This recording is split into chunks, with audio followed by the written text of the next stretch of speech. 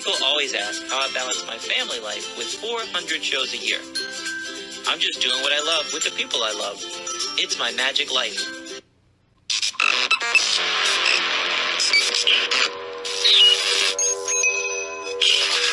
I like Wes Iseli. I like everything about him. All right, guys. Today we have a legend in show business, a legend of magic history. This dude, I've loved this guy, since like 2008, we first met him, fell in love with him. His name is Duane Laflin. I got a whole bunch of notes here. He's performed in 18 different countries, 47 different states. He had his own illusion show in Pigeon Forge, Black Hills, South Dakota, Branson, Missouri, Colon, Michigan. Everybody, it's Duane Laflin. What's up, buddy? How are you? I'm doing great. Man, I don't want to read off these notes. I want to get to talking to you and pick these shows apart, because these shows are like, in my world, they're legendary. You've done so many amazing things. What was your start in magic? I know you. I love you and Mary, but I don't know your start. What was little Duane like? Certainly not orthodox as far as magicians go. I have had no involvement with magic till I was in college. So I'm not one of those guys that got a magic set when I was 6 and tried to pull a rabbit out of a hat when I was 7. Not only did I have no exposure, I saw a magician here and there, but no real exposure to magic, but none to show business either. I was raised in a very conservative home. We didn't go to movies. We didn't go to dances. We certainly didn't watch anything on TV that smacked of show business. But in college, I was preparing a thing for a church that I was working with. And it was a Sunday where they were going to have a kids program. And so I put together a little lesson for kids that I found in a book that involved a magic trick.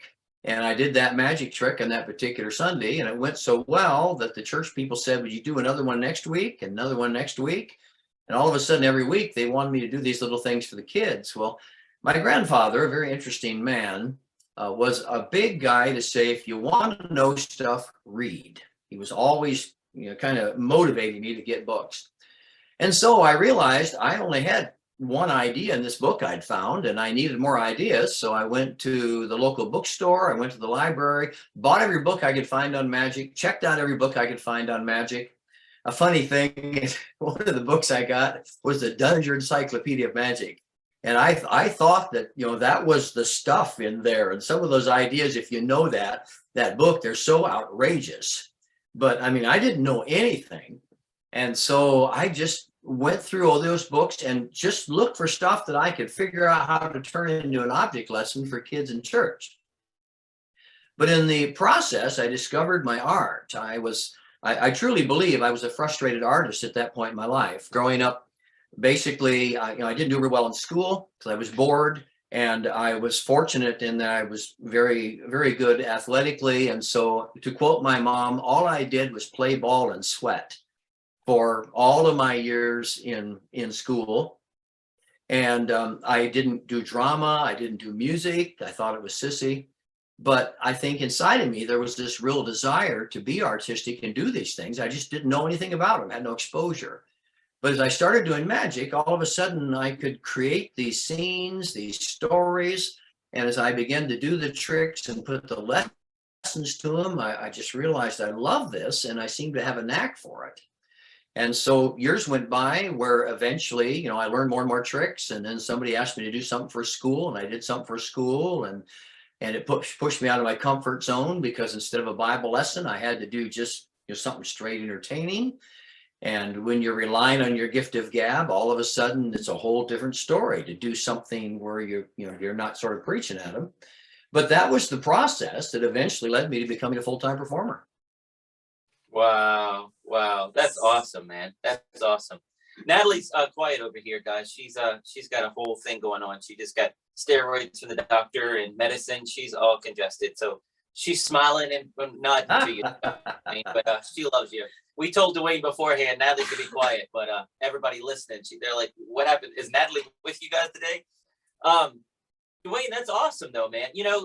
So if you had that beginning where you got the magic kit, you play with the plastic stuff, you discard, you take what you like, you discard what you don't want.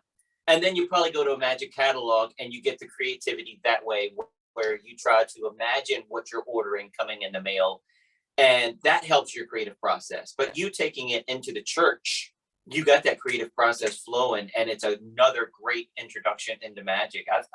It's a great route. It's It definitely was, but but I it, see how that the parallels a normal upbringing. see, it was, but it was feeble on the magic side because I knew the Bible lessons or I could look them up, because at the time I was going to a Bible institute or a Bible training type thing.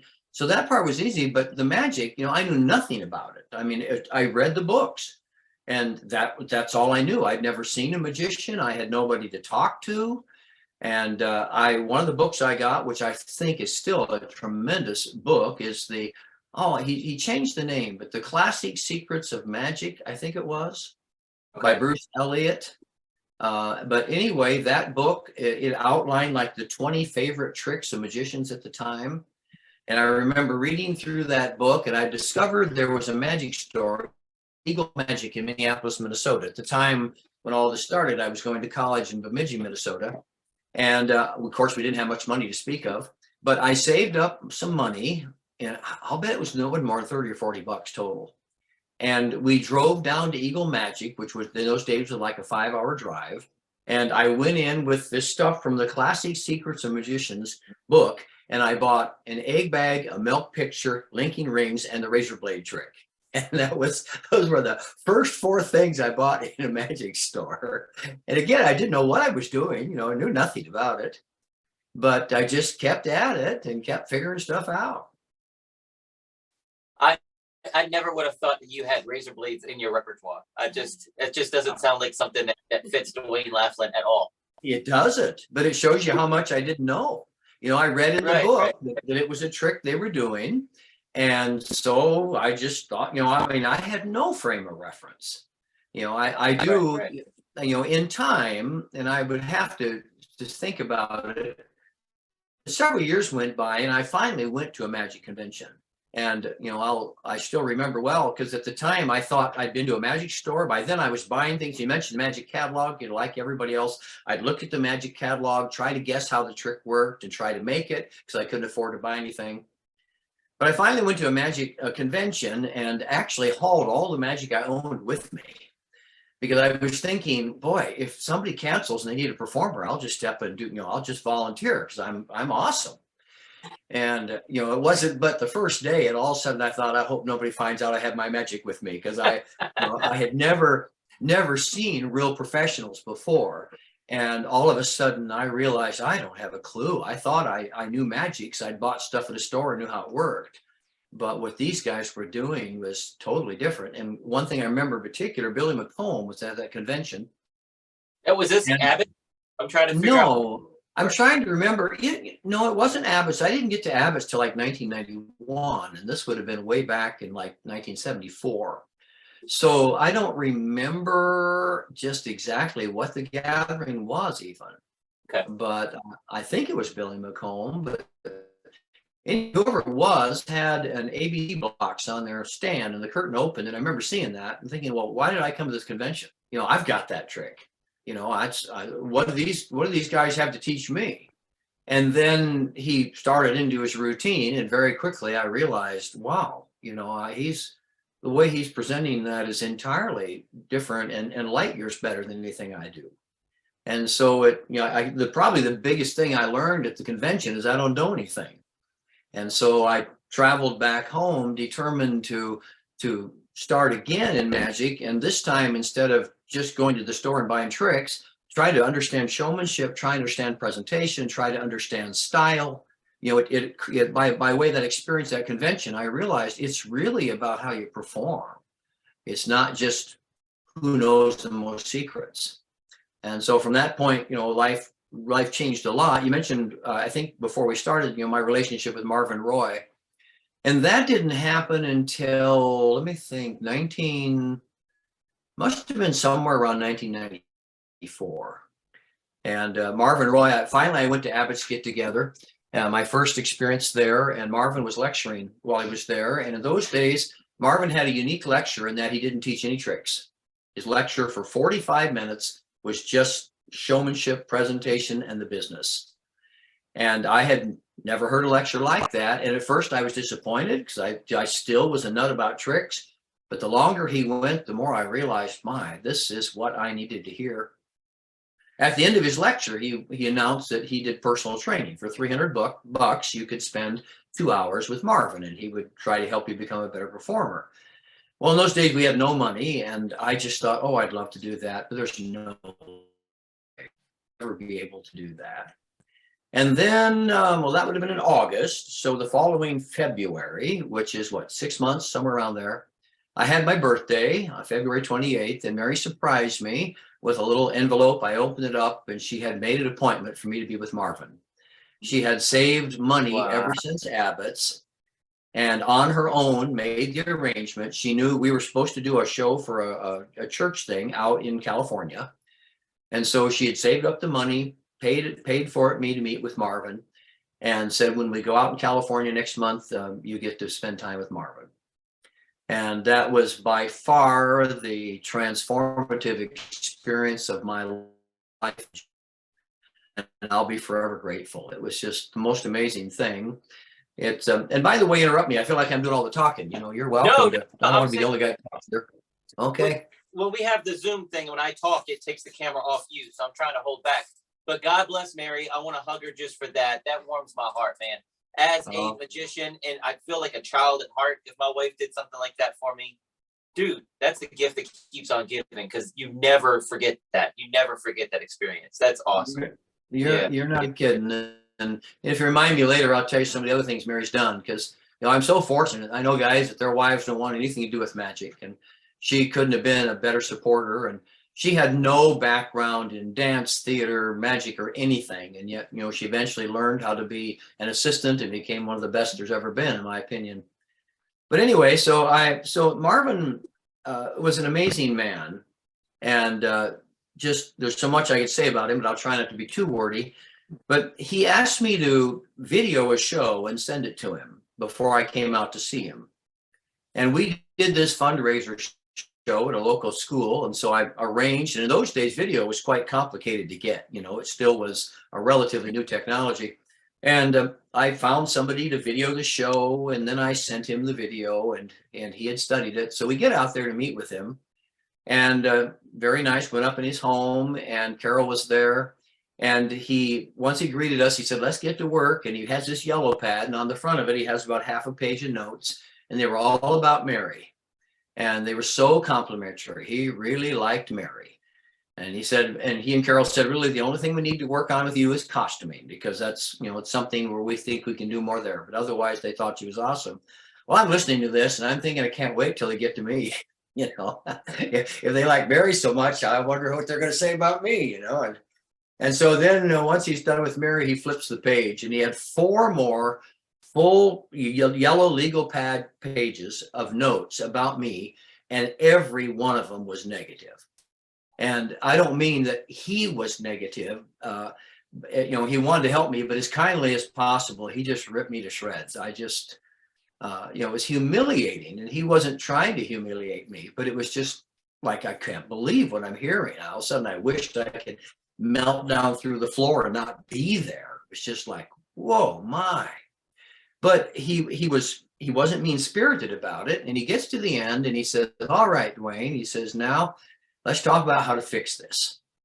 And to his credit, and I don't have the words to express how deeply I feel about it, but for the rest of my life, he coached me and never asked for another dime. And he just gave me time anytime I wanted it, every time I performed. If he was somewhere, he'd critique me afterwards. And, if he didn't like it, he told me. And what was so cool is if he did like it, I knew he really did, because he wouldn't have said he did if he didn't. And Mary has a very interesting picture. And I don't know how many years later, it would have been at least 10 years after I first met him. But he and Carol were performing in Blackpool, England at the Blackpool Magic Convention, and Mary and I performed there too. And after our performance, and this was before we had a digital camera, so we've lost the picture. It was one of those old, pictures you print out. But she got a picture of Marvin, and he was a man very so enthusiastic, he had no respect for personal space. He'd get really close, and he's got my chin in his hand like this, and his face is no more than 2 inches from mine, and he's pointing his finger, and it looks like he's chewing me out, but actually he was just so excited about how I had done and so complimentary. You know, he's just thrilled with our performance, and it's precious. I was so precious because, you know, that, I mean, he really took it seriously. And, you know, I'm talking about what he did for me, but if people are listening to this, they're wondering, well, what did he say? Essentially, and those who don't know Marvin Roy, he toured with Liberace, and Liberace was Mr. Showmanship. Just, if you've never seen a Liberace show and you get some old video of it, your mouth will drop. I mean, Liberace had a floating piano and other things in his show. It was incredible. And Marvin and Carol worked with Liberace, and of course they had this huge show business experience before that.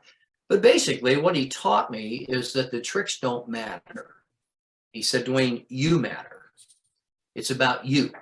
And I remember one of the first practical things he told me is quit standing behind your magic table. He said, if you stand behind your table while you perform and you got all your magic stacked up on it, which is what I did at the start, because I thought, look at all this cool stuff I bought. He says, well, that says to the people that the magic is the stuff you bought, and if they bought it, they could do the magic too, which is true. You really don't want them to know that. And he said, don't perform behind a table. He says, get out in front of it, put it in the back somewhere, because the message has to be the magic is you, and those things back there, well, you pick them up to show what you can do, but it's all about you. And he taught me how to stand, how to point my fingers, where to look, how to pose. Another funny story relating to Marvin is one of the things he really chewed me out about early on was I didn't bow. And he said, Duane, he says, you've got to learn how to bow. And I said, well, Marvin, I'm a Christian, and you know, you're not supposed to be bringing glory to yourself. I'm just not comfortable trying to strike this pose and say, aren't I cool? And again, I'll never forget. There's another point where he got his finger in my face, but he just right in my, young man, I see. You don't know what a bow is. And then he lectured me and he said, Duane, he said, a bow is a gift to the audience. It's a pause for applause. It's giving them a chance to absorb what they just saw. And if they loved it, express it. He said, how do you feel if you see something wonderful and you can't express it? You know, do you really want to be stifled? No. He said, well, don't stifle your audience. If something wonderful happens, give them a chance to clap and cheer. Give them a chance to say, yay, hooray, because it feels good. They love to do that. They want to do that. And so he taught me that a bow is not some extreme, exaggerated pose, but it's just learning how to stop, you know, how to hold still for a minute. And if you can do it theatrically and look good, that's even better. But, you know, those are the kind of things that if not for somebody like Marvin, I never would have learned, because you don't find that kind of thing in a book. That's great advice, and I can totally see where you're coming from. Now, pause to worship me, and that's not what it is at all. But I totally get where you're coming from, because that's what you're thinking as somebody that's not in show business, stepping on stage for the first time. Aren't I great? Come on, I'm great, right? Yeah. I'm great. That's not what it is. Yeah, you're right. No, and if it is that, of course, it would be a bad thing. But you know, he also, in helping me understand it, he used another expression that maybe you've heard, but he would say, you're throwing away your tricks. Have you heard that? You know what it means? You know, in other words, he says you do a trick and you put the thing down and go to another trick before the audience has time to really appreciate what happened and process it. So if you do the appearing cane, don't just do it and hurry up and set it down. Once you do it, hold it there for a minute so they can think, where in the world did that big thing come from? You know, they don't know it was coiled up. And just give them a minute to try to figure out where it could be hidden. And they'll realize, well, it couldn't have been hidden. So it really makes it magic. So he said, if you're not careful, if you don't learn these poses and pauses, you throw your tricks away, which means you lose their impact. You do a trick and you don't give the audience a chance to enjoy it. So bowing really is a gift for the audience if you do it correctly. How many amazing FISM performers have you seen do 50 tricks in 30 seconds and you don't even know what you just saw? You don't have a chance to applaud because you forget that they made a bowling ball appear before, 6 decks of cards. There's no break there. Yeah. And an interesting thing about that, kind of an interesting diversion to talk about, but a lot of those FISM performers cannot make it performing Right. for the public. As long as they keep getting invited to magic conventions, or maybe they'll get a spot on some sort of cabaret program where they do 3 minutes or 5 minutes, they're fine. But otherwise, magicians appreciate it because they know what was supposed to happen. But the lay audience really doesn't get it. You know, I've seen some great FISM performers who could not make a living doing magic. In fact, frankly, there's a lot of magicians on the lecture circuit that can't make a living doing magic for the public, because performing for people is a very different thing. And, you know, speaking from my heart, it's been one of the things that has frustrated me at times over the years, because at magic conventions and other places, I've now and then had magicians, I felt like maybe put me down a little bit because I'm not doing magic to impress them. I might do a trick and they already know how it's done. And in their mind, well, you know, they're all at the magic convention looking for something else that'll fool them, something else they haven't seen before. Where I'm all about creating this marvelous, entertaining presentation with it. And it doesn't bother me to use a standard trick as long as I do something spectacular with it. And I feel like there's a lot of magicians that simply don't get that. They're so caught up in the magic club mentality where if a trick fools magicians, it must really be awesome.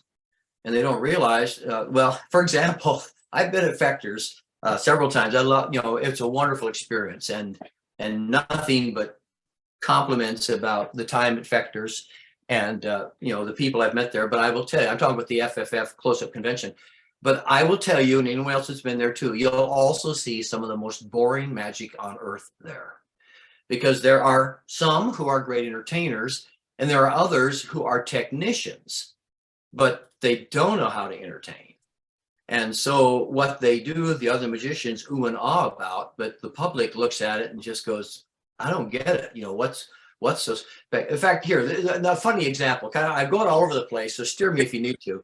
This is what it's all about. Okay, so I was in Gatlinburg, Tennessee, performing for the Winter Carnival of Magic, and the Pendragons were there, and by the way, they're very good friends. And Charlotte and I are basically twins. We are just a few hours apart in age, and if you look at us, you'd think we look alike.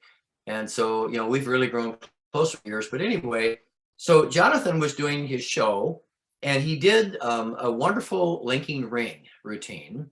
If I remember right, it was just 3 rings, big gold rings he had from Owens. And he tossed one of the rings in the air and came down and did a silent link. And the magicians, all the magicians in the audience clapped, just clapped like crazy. Well, I had a friend who was there with a layman, and the layman turned to the friend and said, why are they clapping? Well, he couldn't explain, you know, it's because the magicians know how hard it is. But in the layman, well, he just linked the rings 10 times in a row. This was number 11. Well, I don't get it. What's different? You know, so the magicians, they know something and they think this is so cool. And John, of course, was a great performer for the public too. I don't mean this about his routine. I'm just saying the way magicians think. And that is, magicians sometimes forget what the public actually knows and doesn't know. And I've been very fortunate. I've had a marvelous career. I've worked on 5 continents, but my work's been for the public. And my shows, I traveled with a concert agency called Allied Concerts, and they had like the Four Tops tribute artists. They had the Platters, these kind of groups. Our show was the top rated show among all their shows. And is it because I'm the greatest magician in the world? No, it's not. But I sure do know how, and I hope I say this humbly, but I really know how to light up an audience of everyday folks. You know, when they come in, as far as they're concerned, we'll call our show the Grand Magic Show. And as far as everyday common people who aren't magic nuts, when they see our show, they think they're seeing pretty much the greatest magic show ever. And I'm not the greatest magician, but because of Marvin and people who taught me how to entertain and how to move and how to do all the things necessary to make the show really fun, that is something I'd like to say I know how to do. Well, it's one of those things, man, that name a magician. Nobody knows it all. Copperfield doesn't know everything. Penn and Teller don't know everything. I mean, look at the show Fool Us. I fooled Penn and Teller. They don't know everything. No one knows everything. So that's for sure. Don't think that I don't know. I don't want you to think that you just did this but didn't focus on that. Some of these people think because they are a great sleight of hand artist or they're a mechanic, they know everything. And that's their naivete in their own world. They have to learn something. And there's clicks and everything else that, you know, I don't agree with because it's a brotherhood of magic. That's how I grew up. I love everybody. So I have a friend of mine that might be on the podcast next week, but went to high school together. And he's like, man, you are a floater. I'd hang out with the skateboard kids. I'd hang out with the band kids. I'd hang out with the drama kids. I'd hang out with the sports kids. That's how I am in magic, though. You know, I have a escape artist on one week and a card technician the next. I love every aspect of magic. And yeah, the whole clique mentality and looking down on people, you know, I give you a hard time about the sequins because I can't wear sequins. Yeah. I love you, and I get it because Marvin Roy, and you look good in sequins. You're I'm the Mary makes them for you. It looks he great. Does. Yeah. But we're doing also our shows are county fairs, 110 degrees. I can't wear a really nice jacket like yours with all in, but I would die. So I had to find an outfit that I could wear in every single show. And if I have 5 shows in a day, one might be in a theater, one might be at a church, one might be at a county fair. I don't want to change outfits to have different things. So I had to have whatever worked for me. So when I make fun of your sequence, it's with love because I love you. And I don't know how you pull off sequence, man. Because all right, so you guys don't know Duane. That dude's tough. He's strong. He works out. He's a dude from Montana. Yeah. You don't want to mess with him if it comes between him and a black bear. That black bear's got it coming. And then here I am saying, Duane, you're wearing sequins, man. I just think it's the juxtaposition, but it is show business, and you look good. Right. And it does look good. I love you, man. Please don't think I'm picking on you. There's no one right way to do it. You know, I think it's extremely important, and also to remember that I deeply believe magic is an art, even though, you know, there's been controversy about that over the years. Is it an art? But I really see it as an art. And art is subjective. You know, you've got Pavarotti who sings classical music, and then you've got Garth Brooks, and then you got Ralph Stanley who did bluegrass. All right, well, which of them is better? Well, you got the highbrows who would say, well, of course, Pavarotti, and then you've got the folks that live here in Branson that say nobody can do better than Ralph Stanley. You know, you've got different preferences, different styles, because the public has different things they appreciate. And, you know, I made a choice, and that was that I wanted to put on the big, grand, razzle-dazzle kind of show. I still love to do that. You know, I've got a garage full of illusions, and it's like, yeah, I could do a show in a suitcase. I know I could. In fact, now and then I do. I can entertain an audience with a piece of rope and deck of cards, but I don't want to. You know, I want to bring all this stuff out and put on a show. Really, you know, and I maybe I was a little selfish about it, but you know, one of the reasons that I full-time magic is I wanted to do what I love to do. And I just love to put on big shows, and I love the razzle dazzle. And because it's the complete package with me. In other words, now and then you'll see a guy come out in a sequin jacket, and sometimes they've seen me and gone somewhere and bought the same kind of jacket or whatever, and it just doesn't fly. And it's because they got the jacket, but they don't know how to stand. They don't know how to move. They don't know how to talk. They don't have any choreography. You know, all of the other things that make it work aren't there. And, you know, you've got to know who you are. And then it's like a picture where you paint it and all the details have to be consistent. They all have to come together. So, you know, I have no problem. I mean, I recently saw a picture of Josh Jay and his new show, and he just comes out in a t-shirt. Right. And basically, or maybe a dress shirt, but it was short sleeve. But, you know, Josh takes care of himself, and he just kind of fits that modern genre. It's like Simon Cowell on AGT. You know, he wears basically a t-shirt. And so, you know, that works in show business. But at the other end of the judges panel with Simon Cowell is, what's his name? Should I hear him? But anyway, the other guy, the short guy. But anyway, he Howie Mandel? What is it? Is it Howie Mandel? No. Maybe it's Bruno. Oh, yeah, we don't watch by that chance. Yeah, well, I don't either, but Mary does. So I watched through it. She says no, the background. Anyway, he wears jackets that would be competitive with what I wear. I mean, he dresses very much like I do.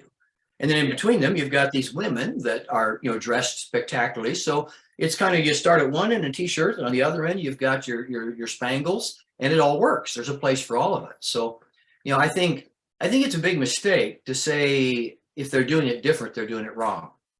Because in the world of art, there's room for a lot of differences. And again, you steer me, but I'll give you an adage when I work with young people. And I think this is a profound thing to understand. And that is, there are no rules in show business, but you have to know the rules before you break them.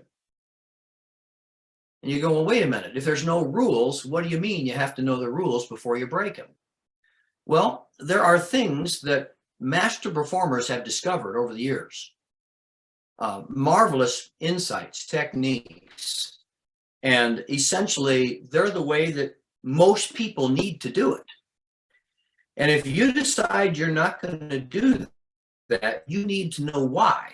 In other words, if you say, okay, this is the prescribed way, but I'm not one of those guys, if it's just arbitrary, if you're just thinking, well, this is going to be cool, and you don't know what you're doing, it's probably going to look ridiculous and you'll never get anywhere.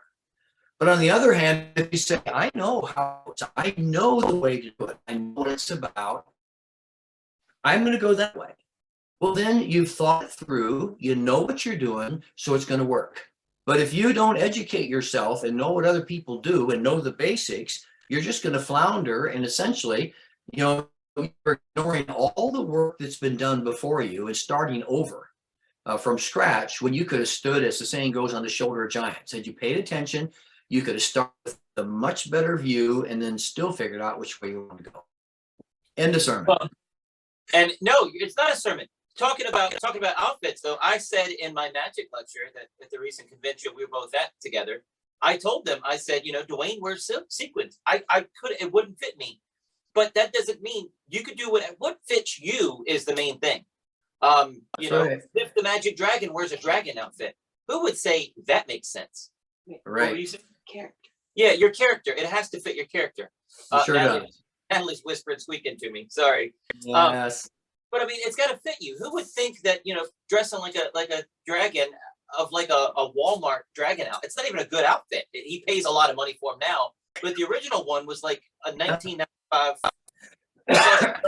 pillow fabric. I mean, it was pretty awesome. But I mean, it's got to fit your character. It's got to fit you and what you do with it. So, an interesting story about Piff is I met him in England when he was like, I don't know, maybe 16, and he wasn't Piff yet.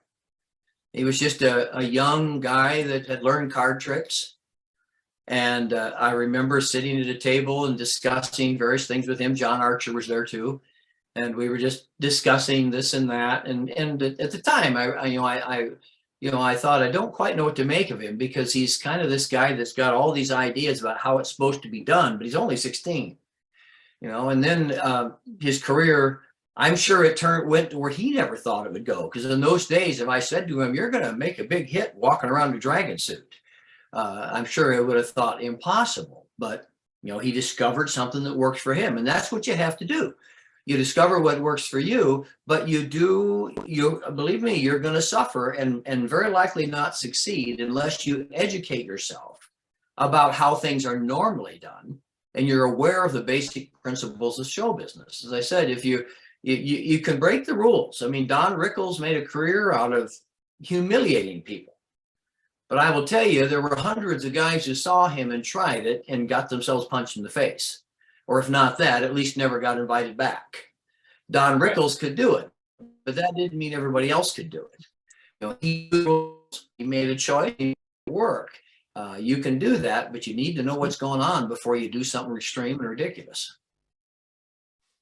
Amen. You're 100% right. Yeah. You're 100% right. Well, as I said, I get talking, and I love to talk magic. And so I try to pause. So if you have a question or you want to direct me, you can. Because if you get me going, I'm going to direct you back a ways, because I want to start talking about the illusion shows. When you were reading out of a book and buying tricks here and there and were you a youth pastor at that point? Were you a pastor at that point? What was your real job? Or did you do a couple of tricks for church services on Sunday mornings? What was your job at that point? How were you earning money? Okay, well, I was a pastor. Okay. I pastored a little church in South Dakota when I first started. But I had a really strong feeling about, I didn't want to be the pastor who was known for doing magic tricks. I wanted to be a normal pastor. So I didn't do magic tricks in church except for Bible school in my own church, when we had the Bible school. But I would go and do youth events around the state of South Dakota for Bible camps and churches and different things like that. So I really got a great education as far as doing a lot of shows, but they were always for other groups, special events around the state. But as my children began to grow up, one day my daughter Rebecca said to her teacher at school, "My dad does magic." And of course the teacher goes, "Oh, well, he should do a magic show for us." And that teacher actually followed through and asked me. And so that was kind of my first school show. And it went well, but when I did it, I realized, well, I can't preach in school, so I need to come up with some sort of positive lesson for them and different kind of magic. And all of a sudden, they were asking us to do that every year. And then another school found out about it, so they asked. Those days, I think the market was different because I didn't know anything about promoting myself. I just kept getting asked. I'd do a show and they'd recommend me someplace else. And so all of a sudden, I was doing more and more schools. And then we moved out to Rapid City, South Dakota, where I was also pastoring a church. But the church was extremely busy. It grew very fast. It was a big church. And I struggled finding time for my family. And there was a place called Hart Ranch that was kind of like a timeshare, I guess you'd say, the early days of a timeshare. But anyway, they asked me to perform out there, but as part of the situation is I could go out there for a day and my kids could have the run of the place. And so it became this thing which kind of forced me to get away from my normal work and go out and do a show for the resort and then be with my kids. And so that's when I got started doing resort shows, and the same thing happened. Somebody went and they saw me there. "Well, could you come and do something for our club? Or could you do something for the local country club," or whatever else it is. And in those days, I wasn't having much going on financially. The church wasn't paying particularly well. And I needed the extra money for my family. And I discovered, hey, these places pay. So I started learning how to do those kinds of shows. And then now and then people would ask for something bigger. So this goes back to something I wanted to share with you. So my first illusion was a sword basket. I bought an Abbott's sword basket. And I bought it somewhere probably around 1990, I guess, right in there. And at that time, my two boys, were David and Jonathan, were just the right size where David could go in the sword basket. He's the oldest. He'd come out, and then Jonathan would come out as the kicker. So two kids in the sword basket. And that was sort of my big trick. Well, of course, the boys were growing. And one day I went to do the illusion and I stepped in and stepped on David's arm. And after the show, he's showing me this big bruise on his arm. And I realized, the boys they're too big. I can't get two in there anymore. But if only one of them isn't all that impressive. And besides that, they were getting really busy with soccer and everything else going on at school. Well, I'd asked Mary when I got it if she'd be interested in doing it. And she said no. She said, she was claustrophobic. She said it stinks because it did. It smelled like fiberglass. And she just said, no, she won't do it. And so it would sit in the basement and I'd do the shows with the boys. Well, the boys couldn't do it anymore. And I was sitting at the dining room table and I said to Mary, I don't know what to do with the sword basket now because, I don't have anybody to do it. And she goes, I can. And obviously I had no idea what she's talking about. And she told me, she said, well, she realized that this day was coming when the boys couldn't do it. So every day she'd been going down there for like a month by herself and just inching her way into it, trying to get in a little farther, trying to overcome her fear. And it took her like a month or so to do it, but she overcame her fear, figured out how to do it, and says, I'll do it. And so that and a bottle of Febreze to get rid of the teenage smell of Febreze. I don't think she knew anything about it then. But so anyway, I mean, I was just shocked, and just really touched too. And so then she began to do it. And then, of course, as time went by, her personality began to develop. Carol Roy worked with her. But then Johnny and Pam Thompson became very good friends. We performed with them many places around the world. And Mary just idolized Pam. She loved Pam's style, her kind of, don't take any guff off anybody. And, Johnny may think he's cool, but I'm the guy in charge, because that's basically Mary and I's relationship. She's boss And so that her working with Pam really helped her develop her character. And now I have the article on the wall. I don't remember the year, but George, George Schindler, who is the dean of the Society of American Magicians, published an article some years back where he listed his top 10 favorite magicians' assistants of our generation. And Gay Blackstone and Charlotte Pendragon, names like that were on there, and Mary's name was right on there in the middle of them. You know, God bless her. That's yeah, awesome. and That's she really was terrific. She retired some years ago, but I mean, she knows the business. And now, if you see the girls that work for me, and you say, "Wow, who taught them how to stand, walk, and do everything you do?" Well, it's Mary. You know, she really does know how it's supposed to be done. Well, we have 20 minutes left, and I got a ton to get into. We haven't talked about Pigeon Forge. We haven't talked about Branson, Missouri. Tell me about your Let's do like 10 minutes about Pigeon Forge, and then we'll talk about your brand new book called Chance Powers and the Table of Death, because that's really why you're here today. You're here to promote it. We'll get you back, man, because we could talk to you for days. I love you, Duane. Tell me about Pigeon Forge, man. How was that gig? Because that was like your first big illusion show, grand illusion show, correct? Yes. Well, yes and no. We had in Montana, we had purchased an old building in downtown Libby, Montana. And because I really wanted to do a big illusion show, what was happening is, we were very blessed to travel, but I was getting tired of it. We were averaging 250 nights a year in hotels, and I just didn't like being gone all the time. And I thought if somehow I could do magic and stay home, that'd be great. So we bought this building in Libby, Montana, and we had for 2 years the Montana Wonder Theater. And it went very well, but it was a bad choice from the standpoint of, in Montana, you have almost 2 months of summer. And then from there on, it's cold. It can be beautiful now, beautiful always. It's cold. It's not appealing to tourists. People who want to hunt come, but they come to hunt, not to see shows. And so the window for reaching tourists and selling tickets was very limited. And they were wonderful years, fun years, and it really kind of got me started in that. But in Pigeon Forge, Terry Evanswood was in Magic Beyond Belief, and that show was doing extremely well. Terry's a marvelous performer. And he was in a situation where he was doing 2 shows a day, 7 days a week, 365 days a year, at least it seemed like that. And it was just overwhelming.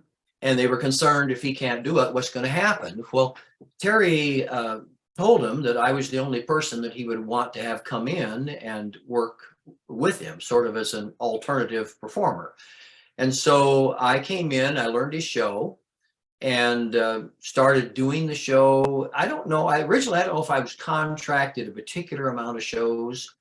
At the starting point, I was there primarily so Terry could have days off, and so I could learn the show well enough that if he couldn't be there, we wouldn't skip a beat.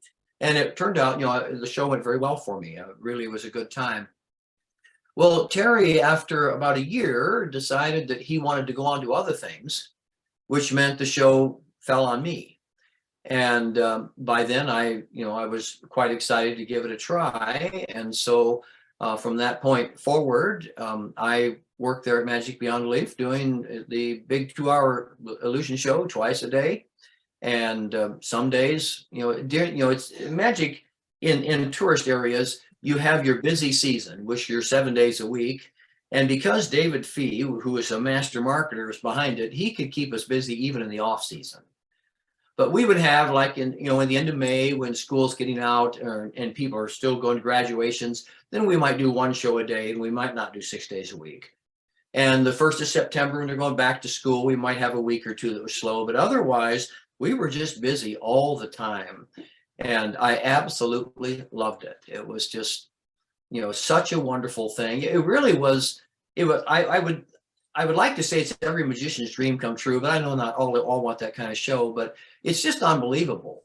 We had tigers, we had every big illusion you can imagine, and the producer bought all that stuff. I didn't have to buy it. I didn't have to market the show. I didn't have to sell tickets. Basically, it was my job to put on a show, to appear in parades. When I went out to eat, to be nice to all the people in town, which is what I want to do anyway. Just kind of play the role of being a star in Pigeon Forge. And dream gig to me, man. Oh, Golly. it Yeah. was just marvelous. Had an animal trainer that worked with the tigers, put on fantastic shows. And I thought I'd be there the rest of my life. It was just really going well. But then there was a big business deal, which involved not just our theater, but theaters on either side of us, a whole big property deal.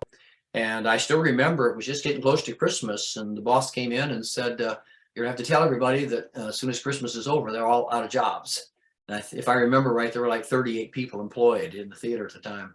So, it was this big business deal where, a huge mega million kind of thing, property developed thing came in, and they bought out the ground, or the plan was to buy out the ground underneath all the theaters and transform it into a great big water park.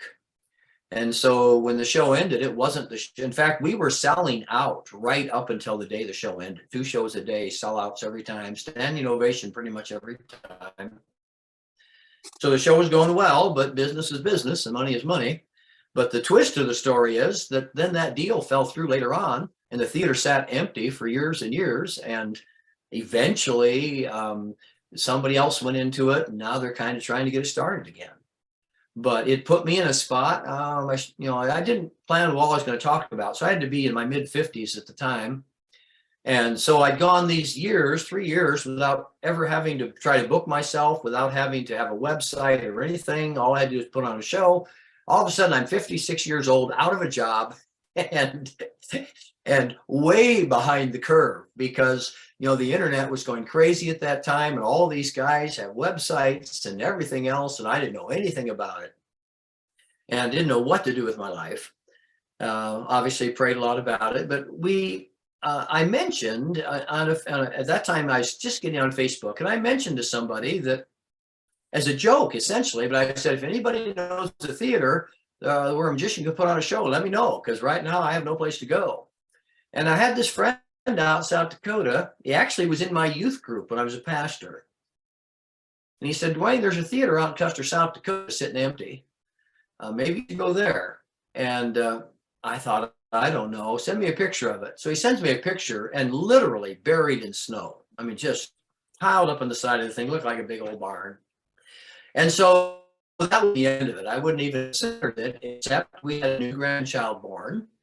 And we wanted to go see the grandchild, and it happened to be out in that part of the country. So we said, let's go see this new grandchild, and on the way back, we'll look at the theater. So we stopped and looked at it, and it was still, there was 8 inches of snow on the ground on that day. It was 12 degrees below zero, 8 inches of snow on the ground when we came to look at it. But we look inside, it's a 550-seat theater with a 40-foot wide stage and big dressing rooms, big area sitting empty.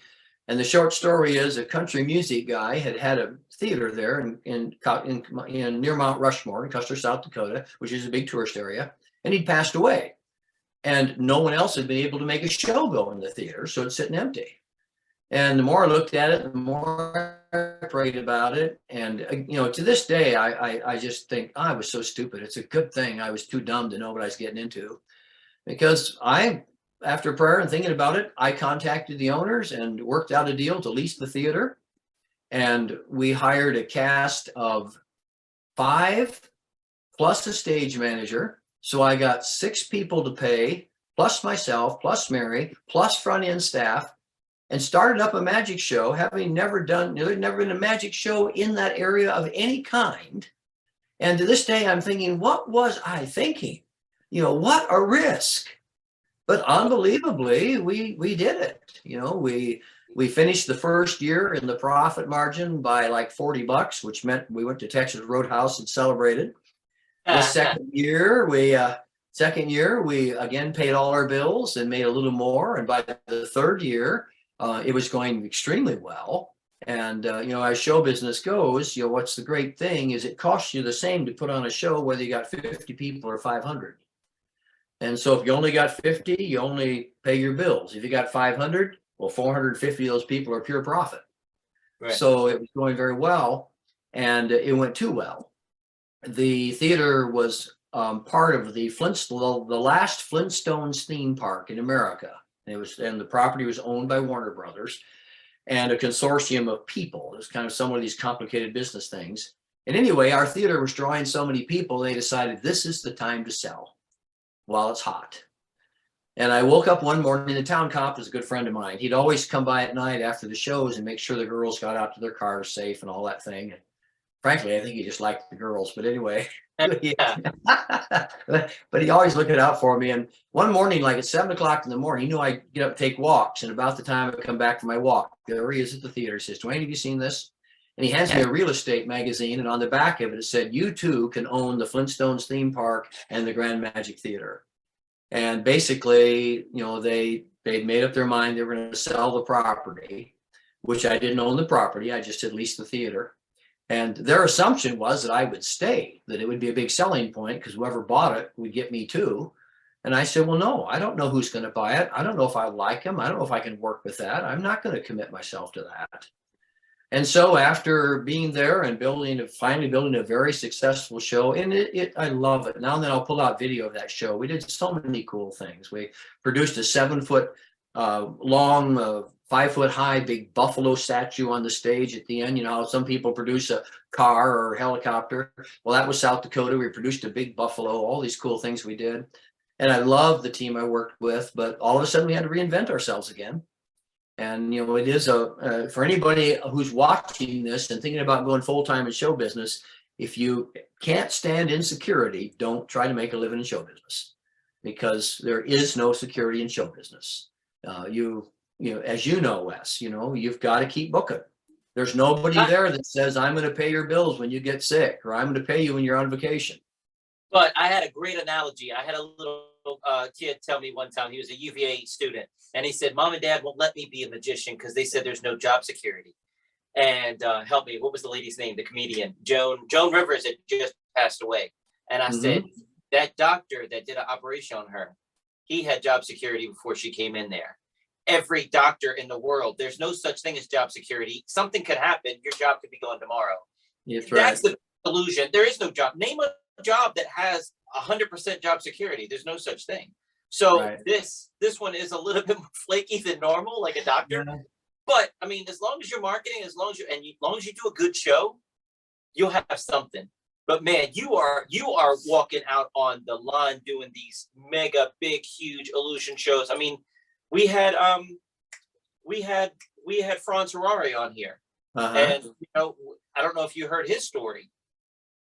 In China, when COVID hit, they just took his face off the posters, and the guy that was running the sound took over and did his show for him because they wouldn't let him back in. It was his equipment they're using in the show. They just took over his show like that. Yeah. So it's one of those things, man, where you got to make it about you. You got to make it about you and not the illusions, because that was the difference there, I think. Well, the bottom line always doesn't matter the illusions, whatever. That's all the tools. You're the carpenter. You're the builder. The stuff is just what you use. Now, we had a similar experience. We had the biggest performing contract in our lives in Lancaster, Pennsylvania, 2 side-by-side shows, producing a big illusion show and producing a big music show. And it was all supposed to start in March of 2020. So, there we were, having basically relocated for this biggest thing of our life. And then along comes COVID and basically flips our world upside down. Those are the kind of things you deal with. But, I agree with your comment about security, but there is, I think, one difference, and that is most jobs, if you're sick, you get sick pay. If you're on vacation, you get vacation pay, that kind of thing. Where for me, if I'm not on stage, the money stops. Just that simple. I have to keep performing. And so, at that point, you're always, and now I am retired. If people are wondering and trying to understand what do you mean by retired, because they say, you look awfully busy for a retired guy. Well, it just means I don't book anymore. I don't wake up every morning wondering how many tickets I sold. If somebody calls and wants me to do a show, I do it. But at this stage in life, I don't worry about booking. And so it's really fun. I'm doing the shows without the business, but it took me 40 years to get here. No, that's what Natalie was saying. She said he's retired, but he's still doing gigs. He's doing what he wants, though. He's taking it. That's right. Easy now. So we only have 7 minutes, and the podcast is just going to cut off abruptly. Okay. I don't have any control over it. I definitely want to get to your book, Chance Powers. Yes. Tell me in the next 7 minutes. Tell me all about it. Okay, well, it's called Chance Powers and the Table of Death, and as you can see, it's a big, big novel. I don't know really how to talk about it. Just this past year, I've always toyed with be fun to write a novel, but never done it. And as I said, I didn't do very well in school. I'm self-educated. I think I was just bored in school. And so, there's a lot I've had to kind of learn on my own. But I was curious about writing. So I went to a writer's conference, and this guy who has written the Indiana Jones novels after the movies came out, they wanted novels about him. So he writes those. And he meets me and he says, well, you're a magician. You should write a book about a magician who solves all his problems with magic. And it just irritated me because I thought, we don't solve our problems with magic. Magic's not real. I can't snap my fingers and make a bad guy go away. So I just thought, you're a knucklehead, you don't know what you're talking about. But it sort of stuck in my mind. And so I walked away from there and I thought, well, what if you wrote a book about an illusionist who thinks like a magician? Josh Jay had his book about how magicians think, but what if you have this guy who solves his problems in a real world, actually, this is how you could do it manner. And I started thinking about it, and I came up with an idea, and I came up with a name for him, Chance Powers. And his real name is Chance Smith, and his stage name is Chance Powers. And then I created characters to work with him that are kind of composites of my assistants. So he's got a female assistant, a male assistant. And then I just got the idea. In this book, the Table of Death illusion features prominently in the book. But the idea is he learns about this woman who's being bilked by a psychic, being conned, and he goes to help her. And in the process, he gets assaulted, and he can't understand what's going on here. She's a psychic. How does she have hired muscle? Well, then it turns out, and I talk about how the psychic industry is a $5 billion, not million, $5 billion a year industry in America. And so it turns out she's involved with organized crime, and it's one of the revenue streams they have in New York City. And so without realizing it, Chance has got messed up with organized crime. And so they go after him to try to stop him. And he gets into one predicament after another, and by creative thinking and clever ideas gets out of it. And eventually they come back after him. He lives in Branson, Missouri. I based it out of Branson. They say, write what you know. So everything, many of the things I talk about are real. It's the way it goes. But anyway, they come back to Branson and try to take him out while he's in his theater, and he happens to be rehearsing with the Table of Death. And so the final big scene involves him and the bad guy in conflict on the Table of Death. And it's kind of like the Indiana Jones thing. And it's one adventure after another, one predicament after another. And I loved writing it. And I had to learn a lot. I don't know that much about writing still. But as I said, I guess I told you this before others were watching, but the book must be readable because I've had a bunch of people pick it up already and they read it through in a couple of days. And it's a thick book. And I know with me, if a book isn't any good, I'll start into it and quit within the first couple chapters. I'm not going to subject myself to that. So I figure either they like me a lot or the book's okay. But That's awesome. You can get it on Amazon, Duane Laflin Books, DuaneLaflin. Chance Powers and the Table of Death. It's available on Kindle. It's available in paperback. The audio version, I like to listen to audiobooks. It comes out the 1st of July. I hired a professional narrator to put it in. And it's a series. I'm already on halfway through the second book, which is Chance Powers and the Pyramid of Fire. And part of it's just at this retirement stage of my life, I don't like to sit around. And since I'm not booking myself and doing all the things I used to do like that, I just, when I have my free time, I work on the novels. And we'll see what the world thinks of it. But it's scary, I'll admit it, because, you're putting your heart out there. What are they going to think of it? And hopefully they'll like it. And by the way, people watching this, if you like it, give me a nice review. That'd be much appreciated because there's tons of authors out there in the world. And if the world's going to know about me at all, I just need the help of my friends to get the word out. Well, we have a Facebook podcast group, so I'll put links to the thing there, and I'll also ask them to remind them to review it because that's super important with Amazon to bring it up in their rankings as well. It really is. Of course, hopefully they'll review it if they like it. If they don't like it, they don't have to review it. I always say it's kind of like going to potluck dinner. If you don't want what's served, you don't have to spit in it. Just go on by it. Let the people who like it have fun. There you go.